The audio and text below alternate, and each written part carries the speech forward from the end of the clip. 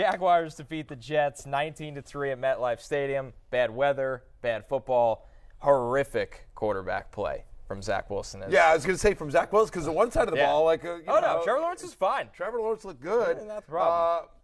Yeah, I mean, I've tried to I've made a lot of mom jokes about Zach Wilson, but at the end of the day, I've tried to be positive about the kid. I don't know if it's partially because I have him in a dynasty league and I desperately need him to have some sort of value, or if it's just I feel bad for the guy. Fellas, this is nothing new, by the way.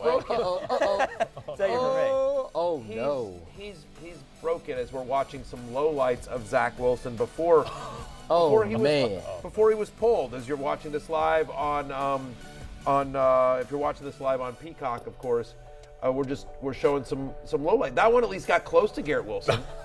Garrett Wilson was able to get fingers on it on that last throw. A bankrupt money train, Zach Wilson. We don't need to spend a lot of time on it because he's not fantasy relevant. I'm not even sure he's actually NFL relevant. He's a much bigger name than actual, part of the Jets offense at this moment. But he's broken, and I don't know. I mean, Saleh in the postgame, and Connor, you covered this game for SNY. You were part of their pre- and postgame coverage. But, from what I saw, Saleh was trying to, we were trying to get the running game going by striving a little. He's doing what he can to sort of protect his quarterback. But, Zach Wilson needs to be on another team next year if he's going to have any sort of NFL career. Yeah. I feel like another NFL team. The Indianapolis Colts. There you go. I'm sure Colts fans is exactly what they want to hear today. They got openings. Yeah. And honestly, I think he will be. I think there'll be a veteran quarterback under center for the Jets next year. I don't think Zach Wilson will even be on that roster, to be completely honest with you. Yeah, right. But I think you tell me, Connor and Lawrence, I want you guys to give me your honest opinion here. What's worse?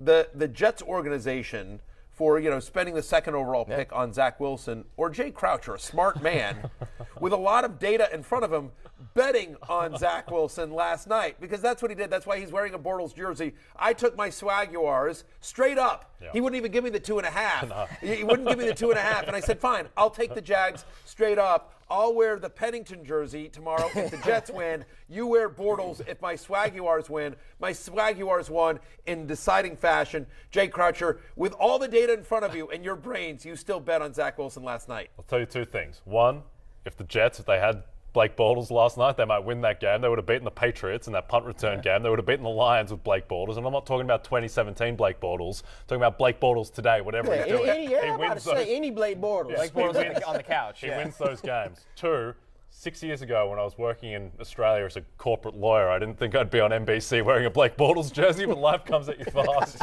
And it's going better for me right now than Zach Wilson. 2 days before Christmas. Yeah, exactly. That's true. That is a good point. All things considered, you're still you're still feeling better about yourself this morning than Zach Wilson is. Yeah. I don't know that there's much to talk about here with the Jets offense, other than the fact that because short week, right? Bad weather.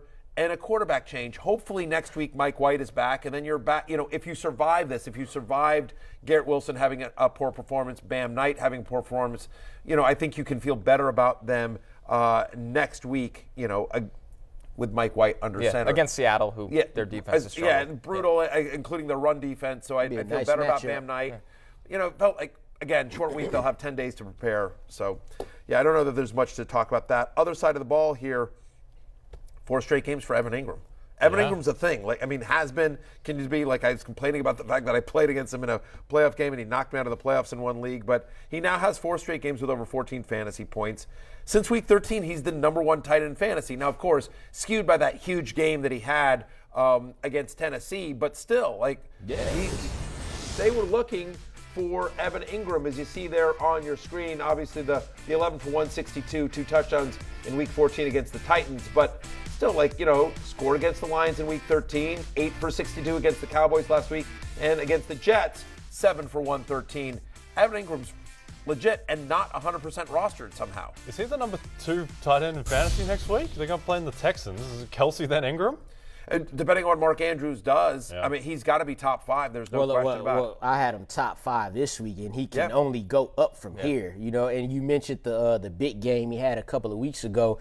And when you talk about tight ends and fantasy, even without that big game in there, he should be better than all the other tight ends besides Travis Kelce. So, like, it's lit for him for real. He's getting looks. He's obviously getting in the end zone. I had him as a top 5 play this week as well, Lawrence. So you and I were on the same page there. And, you know, the last thing I'll say here, and we can move on to the show, is just like Trevor Lawrence, man. Like, that was a hell of a performance. Like, you know what I mean? Like, in the rain against a tough defense, gets the bad start, right, with the fumble deep in his own territory, but came back and, like, used his legs, which we talk about. Like, by the way, the prop line for his rushing was just 12.5.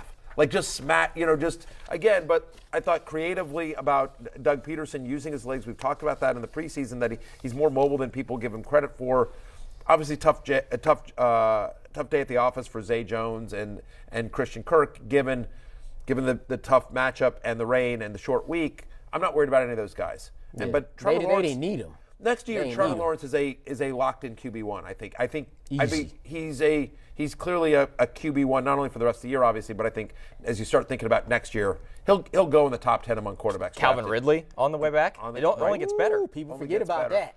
Like, I also thought the last night just basically was yet another statement about just how horrific a job Urban Meyer did with Trevor Lawrence. It was hard to do. Hard to do what Urban Meyer did. Like, I mean, honestly, like, I don't know that there's been a worse coaching performance in professional football than Urban Meyer last year with the Jaguars. How bad Urban Meyer has actually killed Doug Peterson's Coach of the Year campaign, because it's like, oh, if we put Norv Turner in there, they'd probably be doing the exact same thing. It's just not Urban Meyer. And he should be. I mean, Peterson, I don't know that Peterson's Coach of the Year, but he should absolutely be in the, others receiving votes. Yeah, top 5. Yeah, what him and Dable have done to turn things around in their respective situations, but Doug's is unbelievable. Yeah. Hey, it's Matthew Berry from NBC Sports and RotoWorld.com. Just want to thank you so much for watching what you just watched, or at least being too lazy to click out of it after the autoplay just kept it going. So either way, thank you so much for just letting it scroll by your screen. And now I'd like to ask you respectfully, please subscribe to the NFL on NBC YouTube channel for the latest NFL news, fantasy headlines from RotoWorld, and betting analysis from NBC Sports Edge.